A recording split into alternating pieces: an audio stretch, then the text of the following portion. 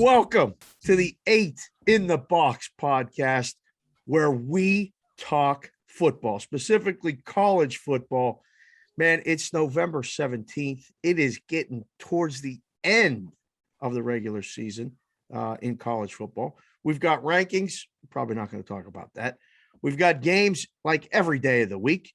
It is Wednesday, so we're going to talk about games this weekend. But we had action. We're going to have action later. So here we go. My name is Dave Sharapan. I am the Sportsbook Consigliere. You can find me on Twitter at SportsBKConsig. And with me, as always, my quarterback, Brad Howe. And you can find him at BradHowe07 on Twitter. B. Howe, first of all, what's up? Second of all, I saw what you did on the Twitter. You put a new picture on there. Pretty sharp. I saw it. Nothing gets by me. How you doing? I'm good. Good to be here. Let's talk. We got a lot of games. We won't talk rankings specifically, but they might find their way into the game analysis here. You'll hear a couple playoff rankings today. Okay. With us, as always, producing the show, Dan Alexander, a.k.a. Newbie, also known as at Newbie Talks on the Twitter. The boy is growing that mustache and really ruffling a lot of feathers on the Twitter machine with his Tom Brady takes and all kind of things. You got to listen to the other Cash Considerations podcast for that. We talk college football here, but I got quite the take a minute for these Brady disciples, man. They're nuts. They're nuts. Can't wait for that. We're going to get to that later, but we're early out west. I got obligations. I got to get driving in a little while. You heard that Mrs. Consig in the background. She's not supposed to be talking, but if she wants to tell us who she likes, in a game or two, she can throw it out. B. Howe, take it away. Where are we going? What are we talking about first? Give me something. Let's start. I'm going to give you a home game right off the bat. If Jess would like to join in on a home game, just right down the road from you, not far, Friday night game, San Diego State at UNLV, right? You might want to, in fact, head over, get a little practice intel for us, get back on Twitter, and tell us if our analysis here is going to be good. Here's what we have. Double-digit favorite San Diego State. I don't know that you say that very often because you don't think of them as a high-scoring team. On the road. On the road, which I probably like them. I mean, heavy favorite on the road, laying double digits. I'll probably end up taking them here.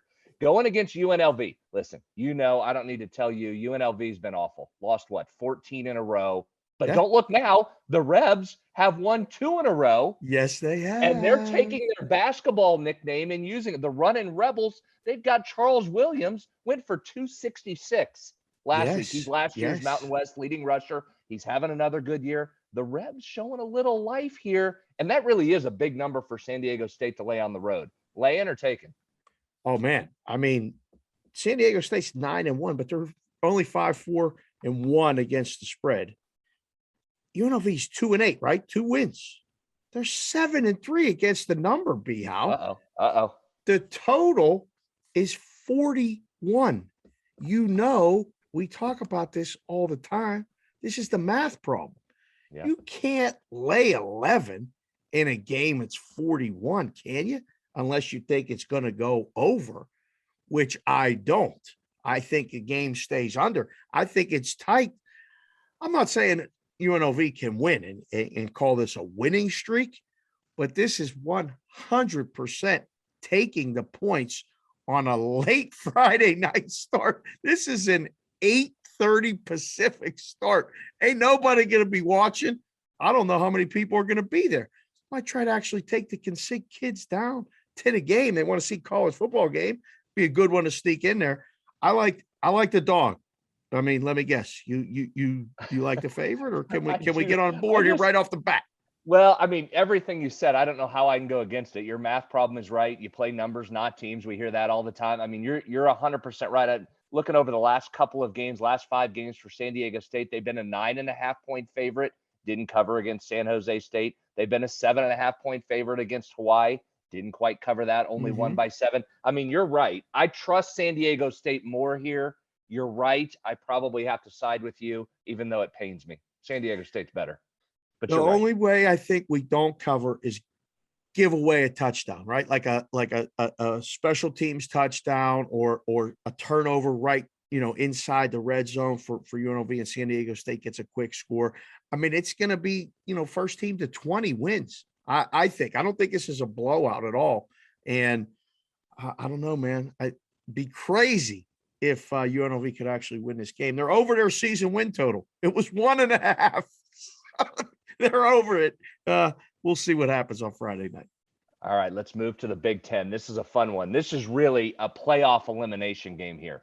Michigan Yes. State at Ohio State. Another big number here for the Buckeyes. I mean, these are two teams that are sniffing playoffs, and we've got a 19-point favorite in Ohio State. Listen, Ohio State's offense seems like it's getting going now. C.J. Stroud has some reps underneath him. We know they've got that great receiving core. Michigan State counters. Kenneth Walker continues to have a great year. I don't know if running backs are even eligible for Heisman's anymore. I don't know if you still do that, if it's got to be a quarterback or a receiver last year. We I don't know talked about this. He's nobody the runs best the ball. player right now, though. You can't run the ball. Running backs. I mean, I don't know. I don't think you can win it.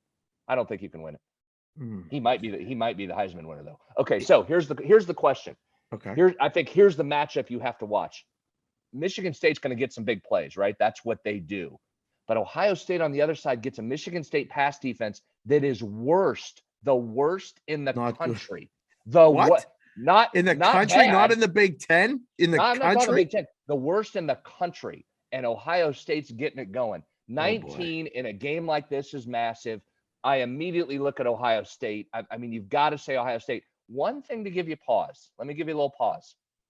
Over the last 7 years, Ohio State is 0-7 against the spread the week before it plays Michigan.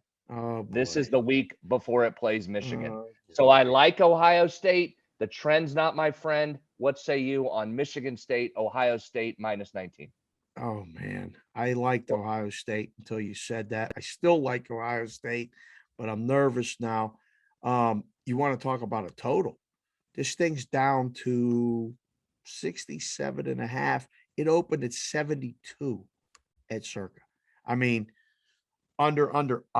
That's probably 3 bets watching the line move here. Limit plays to bring that thing down.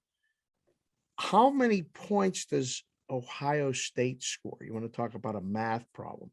I mean, are they hanging 45? They just hung 59 on Purdue, and they pass well. And I mean, CJ Stroud is the favorite for the Heisman, right? Like, he could light it up. He could win the Heisman, quote unquote, this weekend if he has a big game and Walker does not. Oh, man. I think I'm laying it. I think the side in this thing is a lay it, and I think the total is over, because when you look back at the last few games, Ohio State, they don't give up long drives with it result in touchdowns. They give up big plays. And Michigan State, even on the ground, get those big plays, breakthrough lines, 50-yard runs, whatever. I think Ohio State and over. That's what I'm thinking just now looking at the line. Any opposition there? I haven't thought much about the total. I mean, it makes sense, these two teams. That's just a big number as we get late in November here. But I think I don't know how you could play any other way. I think that's the side you have to go on here. Michigan State, to me, listen, great season. Kudos to Mel Tucker, that staff, and those players. They've been the surprise nationally. They have had an amazing year that wasn't expected. But it also feels like, all right, is that going to continue, or has that come to the end of the road? They have wins over Nebraska, Indiana, and Michigan by a combined 12 points. So they've had some close wins. Are they due for some regression in the terms of losses? I mean, it feels like they are. They definitely are. I mean, 9-1, 7-1-2 against the spread. That has to regress. That's really good, but it has to regress. And Ohio State is also 9-1, but 5-4-1 against the number. So the numbers have been too high against Ohio State and haven't been covering because they've been favored every game. And again, here's another example. They're playing a team who's ranked. I mean, the rankings don't mean anything, but Ohio State's 4, Michigan State is 6 or 7. I mean, so this is supposed to be what would look like a close game. It's a 19-point spread. I think I'm laying it. I liked it last week. We talked about it. Purdue was in a bad spot. Is Michigan State in a bad spot? No. I mean, they're playing for their season. You said it's like a playoff game. Probably makes sense to take the dog, but I can't see them stopping them. That's well said right there. Let me give you one last weird nugget in this game. This is from Cleveland.com. You ready? This is pretty good. Only 5 former Ohio State assistants have beaten the Buckeyes. If you're thinking about a Michigan State outright win and what it would mean historically, only 5 former assistants have beaten the Buckeyes as a head coach when they've ever. Listen to the list. Here's the list. Okay. A gentleman by the name of Bo Schembechler. Remember sure him? You've heard of him. Yeah. Nick Saban. That's Probably a pretty know him. good coach. Yeah, he's not bad. Pete Carroll. Oh wow, Pete did good. He's still doing it.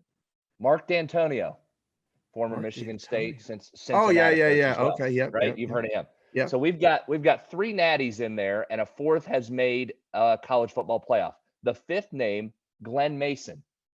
Glenn Mason weaved his way in there. Coached at Minnesota, coached at Kansas, I believe, for a little bit. Glenn Mason. Okay. So he's the one that doesn't fit the list. Mel Tucker trying to join that elite group. So former assistants have not beaten Ohio State very often, and when they have, they've been some of the giants in coaching of this game. Wow. So best of luck. Mel Tucker's had a Mel. great year. He's in the conversation for National Coach of the Year. This is a tough one. I'm with you. Lay the points. Yeah. Okay. All right. Let's head to the Big 12. The messy program game of the week. Is this the Big 12 matchup or is this an SEC matchup? I'm confused. Well, that's true. It's a cross-conference matchup. That's a great point. Forgot about that. Texas, in what may be their last game against West Virginia as members of the Big 12, they come in red hot. The Longhorns are absolutely red hot. The SEC's throwing parades. Can't wait to get this juggernaut Texas program in, as they just helped Kansas end a 56-game road losing streak. Congratulations. Texas is most certainly not back this week. They have lost 5 in a row for the first time since 1956. Yikes. Hello. Their best player, Bijan Robinson, is out. Stud running back. He's out. Injuries are piling up. They're a mess. I mean, they've got off-field stuff that flies in on. Texas is a mess. They're coming into Morgantown, and luckily for them, getting a West Virginia team that's a semi-mess. Not as big a mess as Texas, but West Virginia's not playing well. Lost 2 in a row. Offense is struggling. Mistake after mistake after mistake kill the Mountaineers.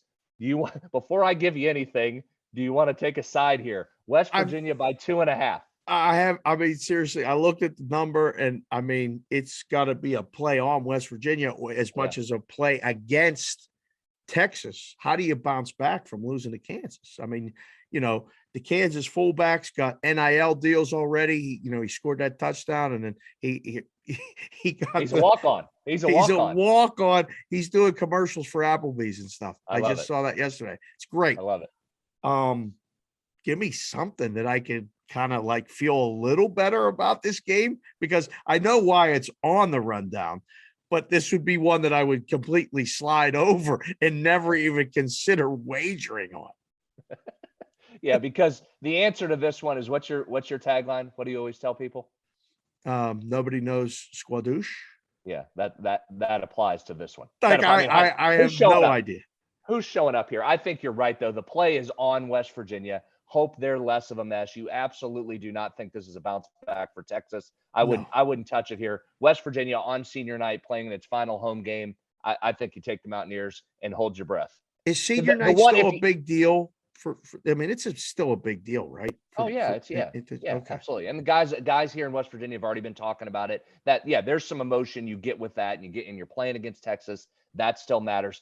Here's the one. I'll give you an on-field instead of just all this off-field stuff. The one on-field thing that leads me to West Virginia here, if I'm breaking it down, again, injuries piling up on both sides, as you would expect in mid-November. But with no Bijan Robinson for Texas, that changes that offense significantly. The Longhorns have still been very good offensively. Casey Thompson at quarterback came in last week and was very good. We know Sark can draw up plays. They're good offensively. West Virginia's defense has been pretty solid. The flip side, the problem with the Mountaineers have been on offense. The problem with Texas has been its defense. It can't get any pressure on the quarterback. The only time West Virginia's offense looks good is when it has time to throw. It should get it this weekend. Look for West Virginia to be able to throw the ball, move it, get enough stops. Give me West Virginia minus 2.5. Is West Virginia going to be able to run the ball? I don't know. Maybe they haven't really run it on anybody except Iowa State, which is surprising.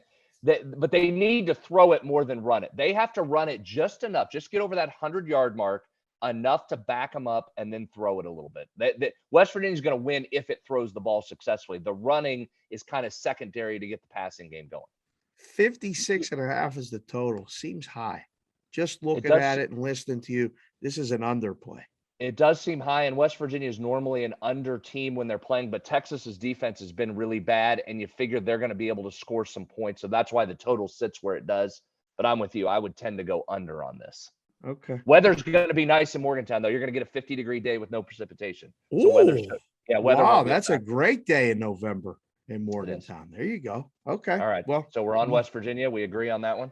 Absolutely. I'm not taking Texas. I mean, we got people listening to the show. We got people commenting on it. Anthony, he loves the show. He's commenting all the time. I'm sure he'll come on and say, "Oh yeah, Texas bounce back or something." No, and we're taking West Virginia. There's no decision. There ain't nothing you could say to say, "Oh yeah, give me Texas only plus 2.5." No chance. All right, let's stay in another. This is almost like ESPN kind of puts together those challenges, right? Like Big East, Big 10, Big 12, SEC challenge. This is another one. It's a basketball thing. You trying to get basketball in the show here? Well, I just gave you SEC versus Big 12. I'm going to do it again. Oh, SEC versus Big 12 because Oklahoma's involved in this. Oh, yep. I forgot that one. We got Iowa State at Oklahoma here, right? Yes, Iowa State, Oklahoma. Sooners favored by 4. I think they're still mad that Baylor kicked an extra point on them last week. I think Lincoln Riley might. Why did they do that? Why did they do that? I mean, they're not supposed to do that. They were rubbing it in, right? Not supposed to do what? Score points? You're playing a football game. It's Oklahoma's job to stop them, not Baylor's job to stop themselves. Fair. All right. Right? I mean, what's Oklahoma crying about? Get out there and stop somebody. They were mad. They couldn't stop. Bad sportsmanship? What? I mean, it wasn't good sportsmanship. Hey, listen, it wasn't good sportsmanship when their AD was meeting in the shadows with the faucet turned on so the wiretap didn't work, and they were negotiating an exit out of the Big 12, leaving Baylor hanging. That wasn't very gentlemanly. That wasn't very sportsmanship-like. Very good call. Right? Both faucets on, both faucets and the shower to make sure the noise is loud enough that you can't hear. Sound like you've done that before. Have you done that before? I'm just saying. So, whatever. Stop somebody. Don't cry. All right, Iowa State, Oklahoma. Iowa State, Oklahoma. Here, nobody knows what? What's the saying? Nobody. I mean, listen, we could swear on this. Nobody knows shit about this one. I have been so clueless about Iowa State. I was like, I saw, Oklahoma, and I was like, oh no, is that Iowa State again? Like, how am I going to? I've been wrong. I've been on them and wrong. And then I go against them and then they win. And then you show up. Did you get them the week after Oklahoma loses the first game of the year and they're at home? The number has me completely stymied. I mean, it's only 4. What in the hell am I missing here? This is a challenge. I'm with you on Iowa State. The only thing I've gotten right with them, I did take them under 9.5 back in May on their win total. I thought it'd be hard for them to live up to those expectations. That program's never been there. I think Matt Campbell's really good. They got a lot of seniors. The reason you don't know about them now is where is their motivation? They've lost to a struggling West Virginia team. They lost to Texas Tech last week. Are they going to play? Are they not going to play? No. That group went to the Fiesta Bowl last year. Are they interested? But it is Oklahoma. That still matters to Iowa State that it's Oklahoma. Campbell's teams, Iowa State has had success against Oklahoma. It's been earlier in the year. Here's your X and O challenge. That Iowa State defense is a weird, difficult defense to play against. Here's what they do real quick. They show you a light box to try and force you to run in the RPO game. Okay, it's a light box. The numbers tell me I have to run it. And then their safeties fly up and fill the box. And now suddenly you hand it off and go, oh, no, I didn't mean to hand it. Oh, no, I can't do that. The way to beat them is throw it over the top deep. Caleb Williams is going to have to hit some deep shots on him, and he's going to have to make good reads. The challenge for a true freshman seeing this defense for the first time is the confusion aspect of it. It's understanding what they're in. They disguise, they drop, they come, they fake. If Iowa State's engaged, this is a really tricky matchup for Oklahoma. But Oklahoma's still playing for a lot. They're coming out after a loss. This is a tough one for me. I think I lean Oklahoma, but this is a tough one. This might be a stay away, but if you made me bet it, I think I'm going Oklahoma. All right. Newbie. Brad hasn't said it, but I'm going to say it. I need Oklahoma to what's the word that B. Howe uses? Show me what you got. Little drop added into the board. good. Surprise for you, B. Howe. Very good. Very good. We got to see how this is one of the hardest handicapping spots in the world. How does this team react? Is the season over? Then you get a really down effort, or do you bounce back, just adversity in your face, and you play? I think Oklahoma does. I don't understand how the original number at Circle was 6. It's down to 4. People are buying in on this Iowa State. I did it already a couple times this season. Either the number was too short and I laid it, the number was too high and I took it, and I was wrong. I cannot figure this team out. 6-4, 4-6 against the spread. 9-1 for Oklahoma. They're only 4-5, 4-6 against the spread. 4-6, 9-1, 4-6. That's 10. Yeah, both ways. I'm taking Oklahoma. There's no way with 1 week left basically in the regular season you're going to get me back on Iowa State. I cannot do it. I don't understand. I do understand the line movement because there's just times where these betting groups and these people, these sharp guys, all these rhombuses and parallelograms like to take a team consistently, and they're going to get it right. And get it right last week against Texas Tech. I don't think they're getting it right this week. But again, is this like the rivalry game other than the Oklahoma-Texas Red River shootout thing? Is this the rivalry game in this conference?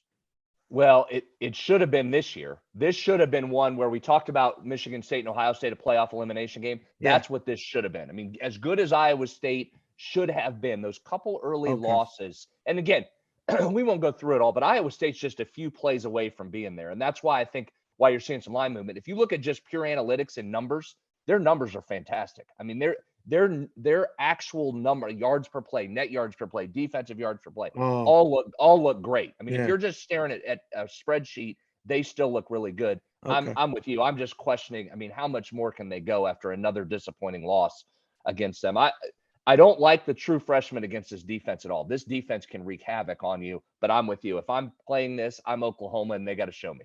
Iowa State's got to show me. You scared me with that now. I felt more confident before you said all that stuff.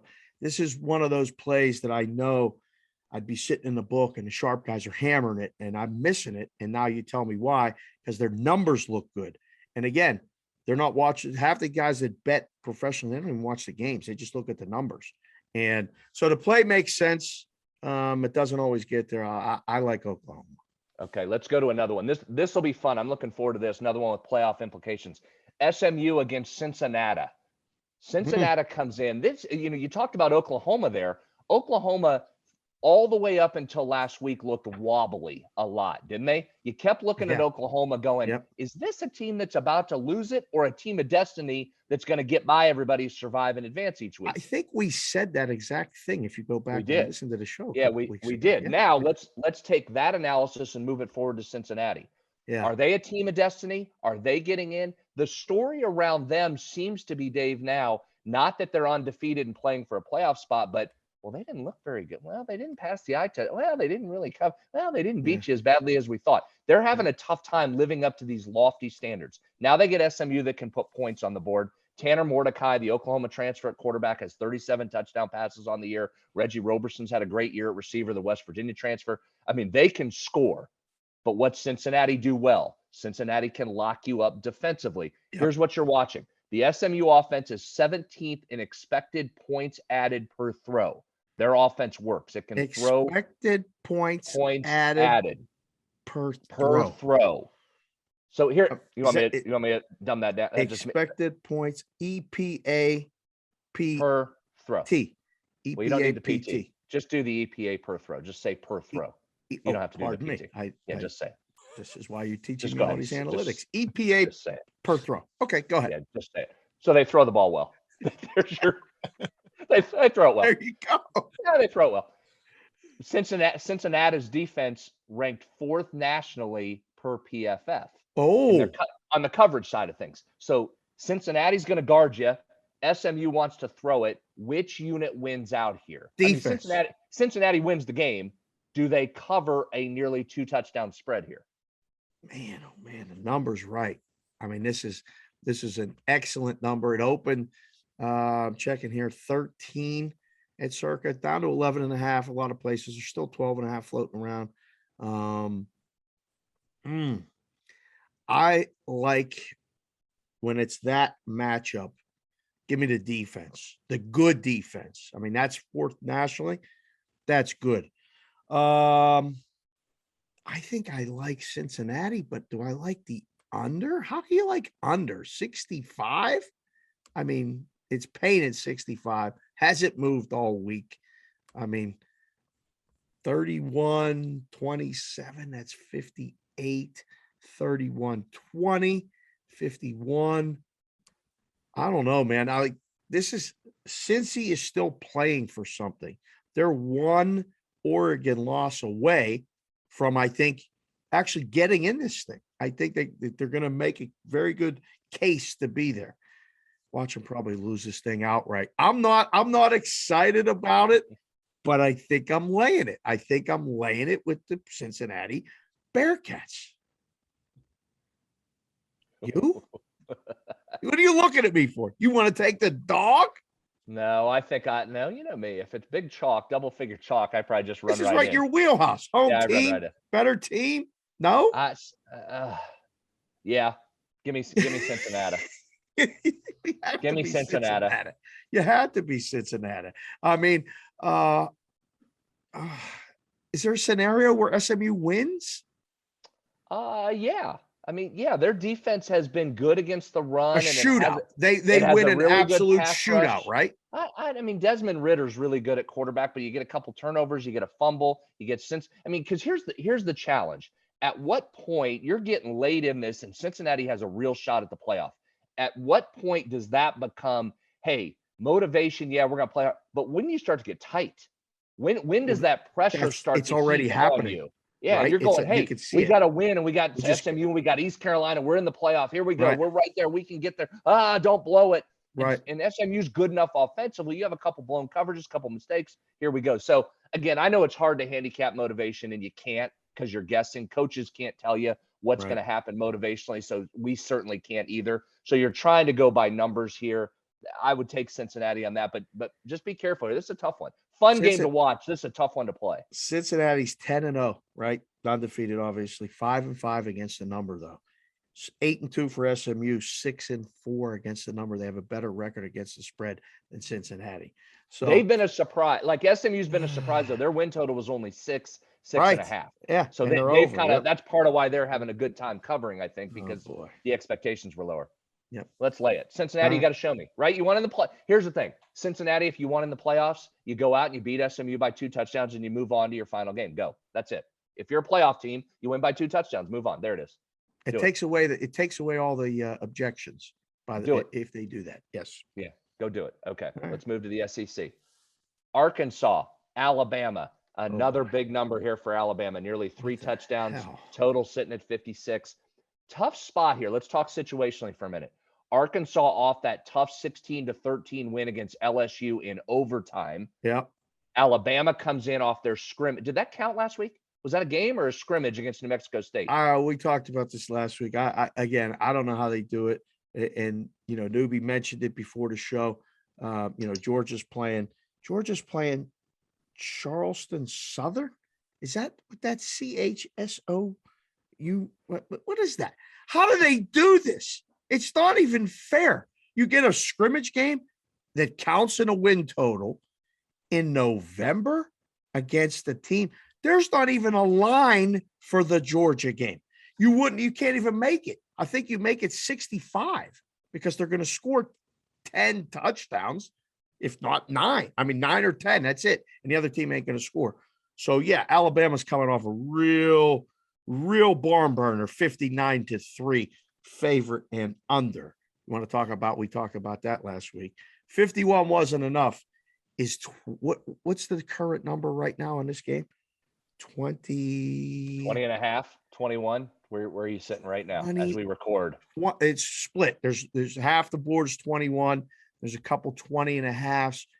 And my boys at Circa have moved that thing to 20. They are the only ones there.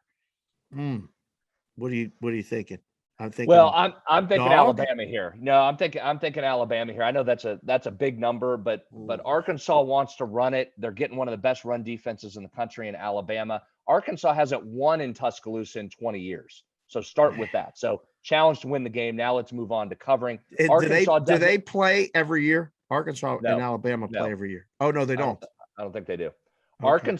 Arkansas doesn't pressure the quarterback real well. That seems to be the way to get to Arkansas doesn't pressure. That's how you get to Alabama, is make Bryce Young uncomfortable. No surprise there. That's most quarterbacks. Right. But if they're not getting home and Bryce Young has time and that defense is starting to play for Nick Saban, this is another one of those. Arkansas's had a really good year. Sam Pittman doing a great job again. They've taken that next step. I'm not sure they're here yet. I know that's a big number. Give me Alabama. I'm going to go back and look at the Alabama first half. That's been good, right? Arkansas comes in. The situation favors Alabama as well coming home. Give me the Tide. Roll Tide. Yeah, Alabama first half has been a cash cow. We've talked about that. They even covered that ridiculous number last week. You on the Hogs? You're taking the dog here. I want to. I do. Only because I like the over. I think, what is Bama going to not put up 35? I mean, they're definitely going to put up 35. And if they put up at least 45, the game goes over. I think there's 60 points scored, 45-20. That covers Alabama and a game over 58. So, man, I guess it's Bama and over. Is it that easy? Arkansas is going to be able to run, I think, after a little while. The problem is if they get down like they did, who did get down to? Was it Florida? Like quickly, they were down 21. Oh no, Georgia. When they went to play Georgia, they got down 21-0 in the first quarter, had to kind of abandon their running game, and it got ugly. And they ended up losing 38-0. I think was the final, something like that. They didn't score. So could that happen? I don't think they get shut out, but I don't like them. No, I don't think they get shut out. Are they getting to 17 though? You got Arkansas scoring 17 in this? 17. Because you're probably over if they've got to get to 17 to 20. They get to 20, you're over. Can they get to 20 on Alabama? 20, yeah. I mean, 45-20 is the first number that kind of pops into my head. That's what I always try to do. How many points is the dog going to score in a situation like this? And then how many points do we need as the favorite to cover the spread? So 41-20 is, 21. It's 61. That's still over the total. Yes. Bama and over. Ooh, okay. I kind of like the under, I think, but close. See? I think both numbers are right around it. Yeah. Okay. Give me Alabama. I think I might go under, though. I don't like being against you. 12.5 is the first half number, by the way. Under 2 touchdowns for Alabama. How do you not play that? Play it. You got to bet Play that. I mean, the only time you don't play it is when it's really an egregious number. And even then, the mentality for Alabama is to just destroy this other team in the first half. They've been doing it repeatedly for years. I mean, people that don't even bet college football come in the books to bet Alabama first half. So, yeah, Alabama first half, anything less than 2 touchdowns, got to be a play. All right, let's do it. All right, there we go. Let's head out to the Pac-12. Oregon, Utah. This is a really good one as well. Oregon in Big contention for a playoff spot. I mean, they're in. If the playoffs started tomorrow, Oregon is in. But Utah, here they come. This is pretty close to turning into a Utah and a Cam Rising, their quarterback podcast. I mean, I think we do these guys every week. The Utes, I said Utes favored by 3. Favored by 3? Yeah. 58.5 is the number. Yep. He was really good last week, Cam Rising. Threw for 2 touchdowns, nearly 300 yards, ran for a third. You're going to get an Oregon team. I mean, Oregon keeps on winning here, right? They're tough. They're going to go up into this Utah weather. Oregon's been very good away from home against good teams the last 10 years. Let me give you a number. 21-7-1 versus road teams, or on the road versus teams with winning records. Let me say it again. I botched that. Wow. 21-7-1 against the number against winning teams on the road for Oregon over the last 10 years. So even multiple coaches, that number courtesy of VEASAN. That's from VEASAN. Yeah. That's pretty good. Okay, you want the 3? You say Oregon goes in and gets a win. What happens in this one? I'm biased. I think Utah is one of the hardest places to play in the country, especially big games. This game's gigantic. I mean, Utah's still alive to win the Pac-12, right? Like if they win, they get into the championship game, and then they can win that game and actually win the Pac-12. 7-3, 4-6 against the spread. As good as Oregon has been, 9-1 straight up, they're also 4-6 against the spread. Those haven't been road games they haven't covered. Those has been those home games where they're big favorites and they haven't, closed the deal. They've had a couple close calls. Oregon, after listening to you talk about Oklahoma and how we talked about that, are they close? Are they hanging on? Are they close? Are they hanging on? Are they ready? This feels like to me they've been able to kind of do the balancing act. They won that big game at Ohio State early in the season. And now for everything, you might get them at a spot where it just isn't there. And this is Utah's game to win. And then as chaos will have it, Oregon will play them in the championship game and beat them and mess up the prospects for the Pac-12 to have anybody possibly in this thing. I like Utah here. I do. I think the number has it's creeped up. It's 3.5 in some spots.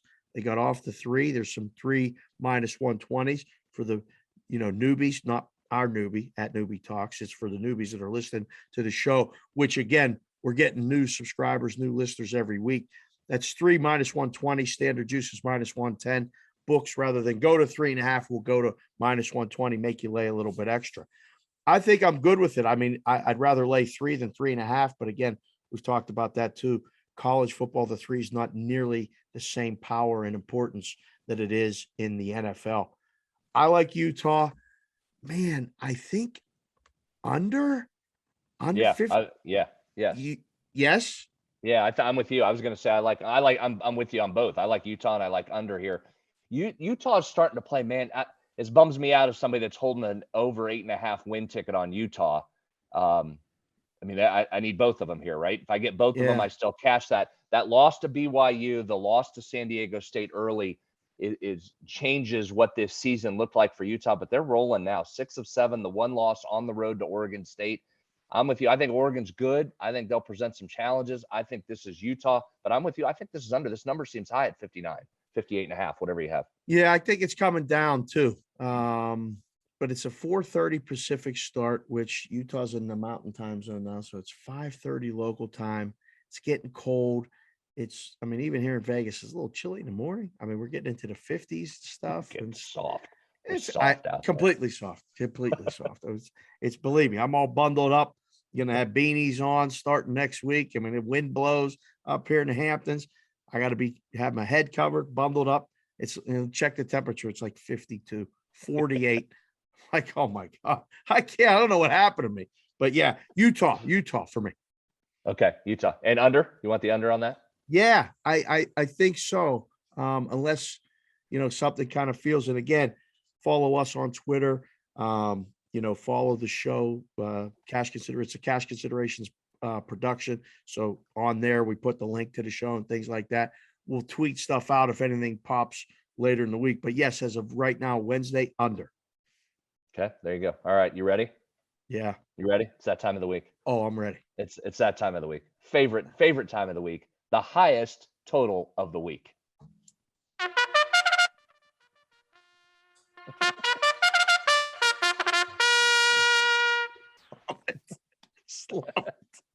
I get so pumped up. The highest total of the week that goes under again. It just goes under. Now, we went last week, remember, just to recap, if you watch along every week, we went with Carolina and Pitt, even though it technically wasn't the highest total of the week, but it kind of was. It was right there, like a half a point, a point away. And it was an under game. It went overtime. It was still an under game. It's under. You just do this. It's an auto play. You're going to lose 1 or 2. If you're 2-8 to the over or 8-2 to the under. Yeah. Probably should say it that way. 8-2 to the under over the last 10, right? Yeah.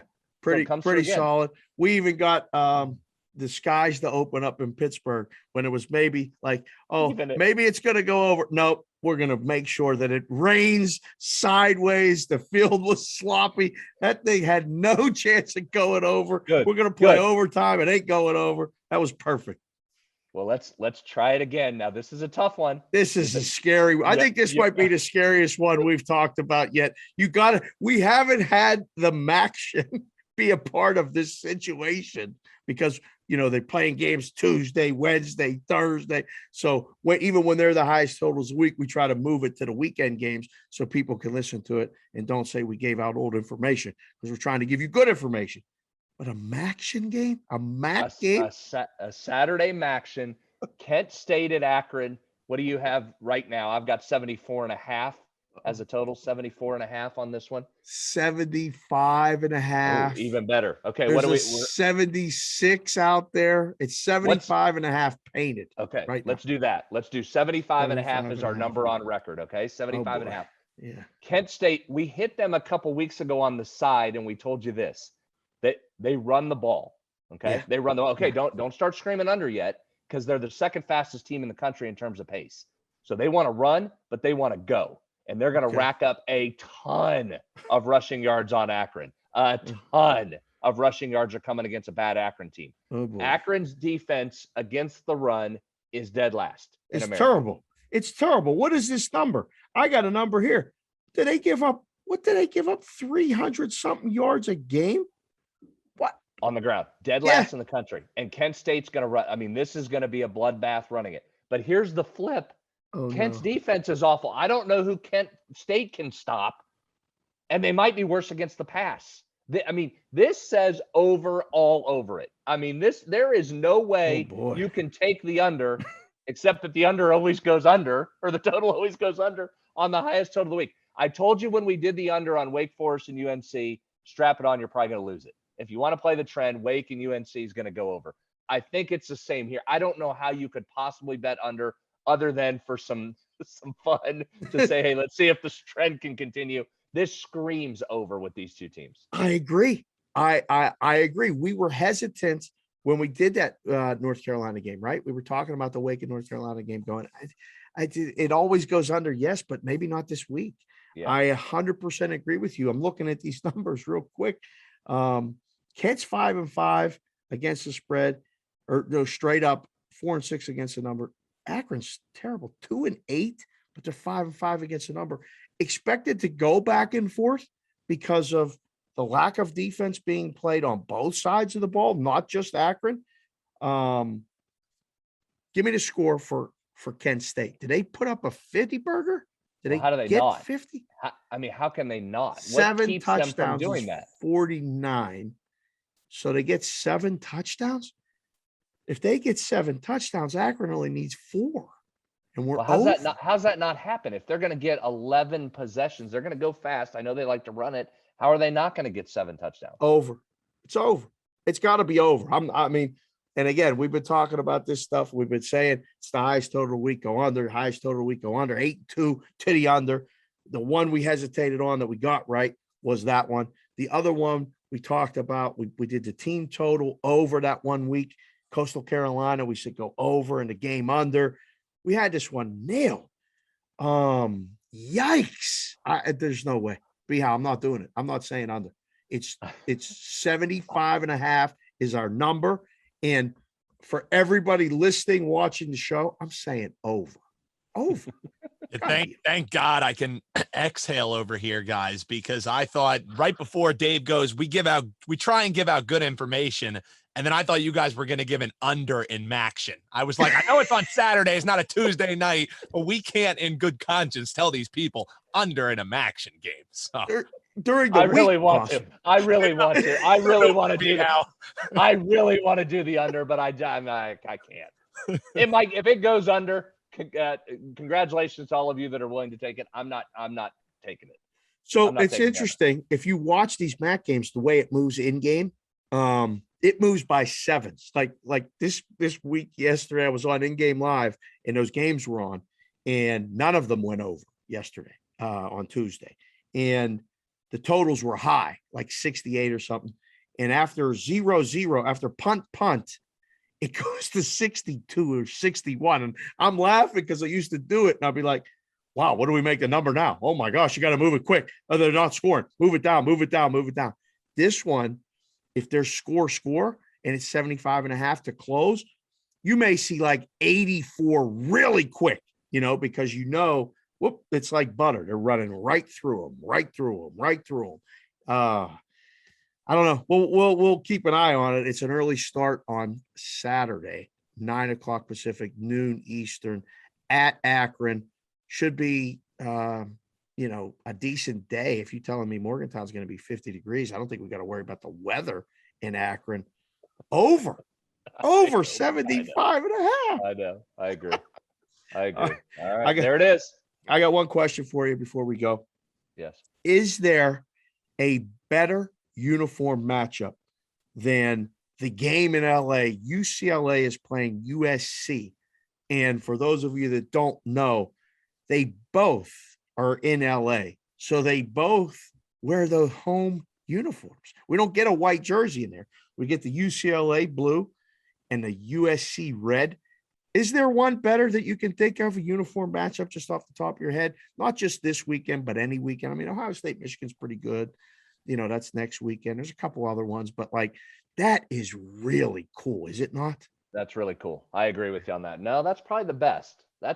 Very colorful. Very colorful. Are you going to that one? You going to drive over and go? It's in discussions right now. There's a lot of things going on over here in the Very Hamptons. 3.5 is the spread. UCLA at USC. Is James Franklin really going to USC? I mean, what the hell's going on there? Is he going? Seriously, I don't know. Are you going USC? They have a kid making his first start at quarterback, Jackson Dart. You want that? That's why UCLA is favored. Oh, man. Newbie, how did that kid look the other night that you did the game with? Did he look like a quarterback that's going to play at Penn State? Franklin's out of there, man. It was not good. Defensive. So it's Bo Perbula. He's one of their quarterback recruits there. And they also have a guy coming in from Ohio. I think the guy from Ohio is going to be your starter. If a high school defense is able to scramble your head, what's OSU going to do to you? I think Franklin's gone based on the players that we were hoping were going to keep him around, man. Running back, though, Nick Singleton, 7 touchdowns, 330 yards in the playoff game. Attaboy, Nick. Not too bad. He's going to look good in that blue and white. Yeah, except they don't run the ball. I don't know who's going to be the coach, but that's it for us here on 8 in the Box. Again, the Cash Considerations production where we talk football. Thank you to Dan Alexander, a.k.a. Newbie, at Newbie Talks on the Twitter. B. Howe, Brad Howe, at Brad Howe07 on the Twitter. I am Dave Sharapan, the Sportsbook Consigliere, up early out west, up early back east. Thank you for watching the show on YouTube. Hit the subscribe button. Listen wherever you find podcasts. Enjoy the college football weekend, and we'll talk to you guys next week.